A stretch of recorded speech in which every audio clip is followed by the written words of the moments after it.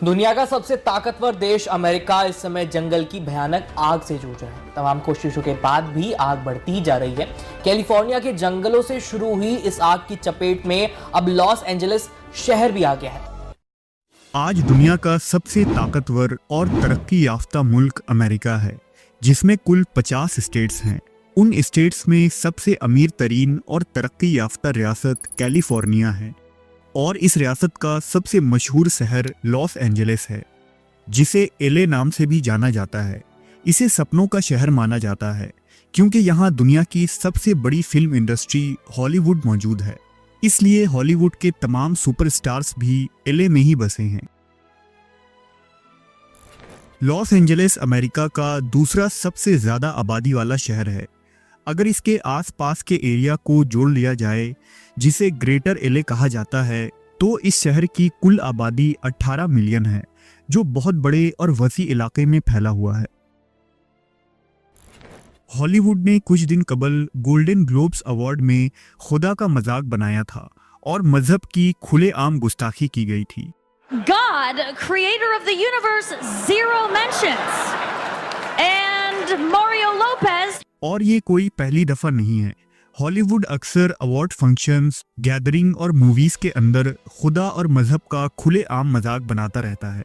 और हॉलीवुड खुद एक शैतानी एजेंडा पर कार फरमा है, जिसका मकसद पूरी दुनिया में फहाशी और कुफ्र आम करके लूसीफर के मिशन को पूरा करना है। यही वजह है कि हॉलीवुड इंडस्ट्री की चमक धमक ने एलए में एक फहश कल्चर को परवान चढ़ाया है, जहां पैसा, शोहरत, सिनेमा, ह्यूमन ट्रैफिकिंग, फहश फिल्म इंडस्ट्री आम हो चुके हैं। एलए में जिस्म फरोशी और इंसानी स्मगलिंग के अड्डे एक कामयाब कारोबार की शक्ल में सामने आया है। इसी तरह के गुनाहों और सरकशी की वजह से कदीम अक़वाम को अल्लाह ने आसमानी अजाब से हलाक किया था, जिनमें कौम आद, कौम समूद और कौम लूत का नाम काबिले जिक्र है। और अमेरिका भी कौम लूत और पिछली कौमों के कल्चर्स का ही नुमाइंदा है। लिहाजा अमेरिका के इस सिन सिटी का हिसाब भी अल्लाह की अदालत में एक दिन होना ही था।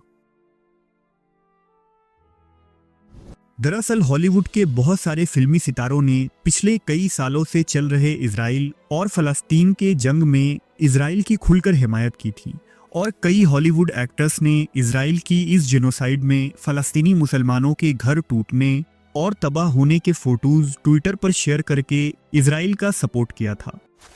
7 जनवरी 2025 को अमेरिकन प्रेसिडेंट डोनाल्ड ट्रंप ने खुलेआम धमकी दी थी कि वो गजा को जहन्नम बना देगा, और उसकी धमकी के कुछ ही घंटों बाद कैलिफोर्निया के जंगलों में ऐसी आग लगी कि जिसने अमेरिका को 5 दिनों में कब्रिस्तान में तब्दील कर दिया। और सिर्फ एक चिंगारी ने अमेरिका के अरबों खरबों डॉलर्स की एम्पायर को मिट्टी में मिला दिया।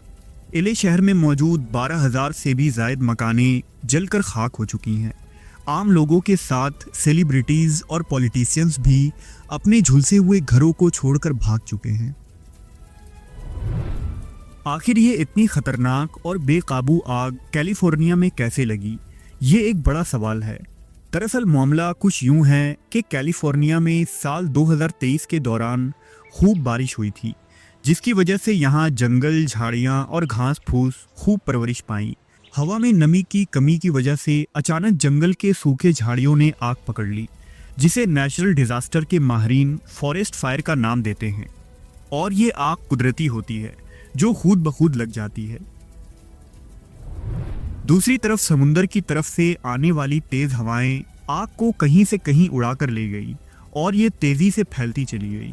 एक्सपर्ट के मुताबिक ये आग गर्म हवाएं और आसमान से चमकने वाली बिजलियों की वजह से बहुत तेजी के साथ कैलिफोर्निया में फैल गई।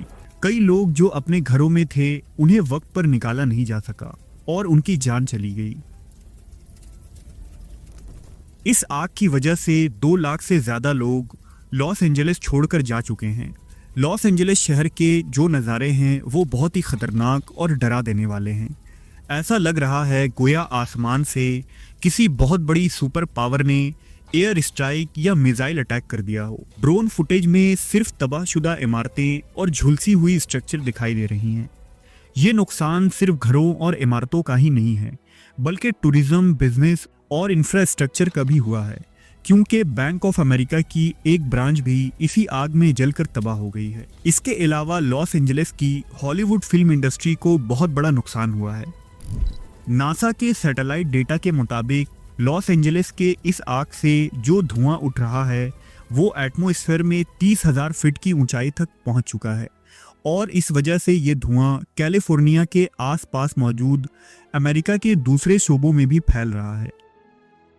अमेरिकी सदर ने इस आग को अमेरिका की तारीख की सबसे बड़ी कुदरती तबाही करार दिया है। जो लोग अरबों डॉलर्स खर्च करके गजा को आग में झोंककर अपनी अय्याशियों में मसरूफ थे, आज वो खुद आग के लपेटे में हैं। ये वही अमेरिका था जिसने कभी इराक में तबाही मचाई, कभी शामी मुसलमानों का खून बहाया, कभी अफगानिस्तान में फसाद के बीज बोए, तो कभी इजराइल को हथियार देकर फलस्तीनी मुसलमानों को ज़बह किया। अमेरिका में फैले हुए इस आग की तबाही गजा के मुसलमानों के खून का एक छोटा सा इंतकाम है। ये आग यहूद व नसारा के लिए एक सबक है कि जब अल्लाह सुब्हाना व ताला की लाठी चलती है तो क्या फिरौन, क्या नमरूद, एक ना एक दिन अल्लाह उनकी पकड़ कर ही लेता है। बिलाशुबा खुदाई अमेरिका के पास नहीं, खुदाई अल्लाह के पास है। अमेरिका सुपर पावर नहीं बल्कि सुप्रीम पावर सिर्फ अल्लाह रब्बुल इज़्ज़त की ज़ात है।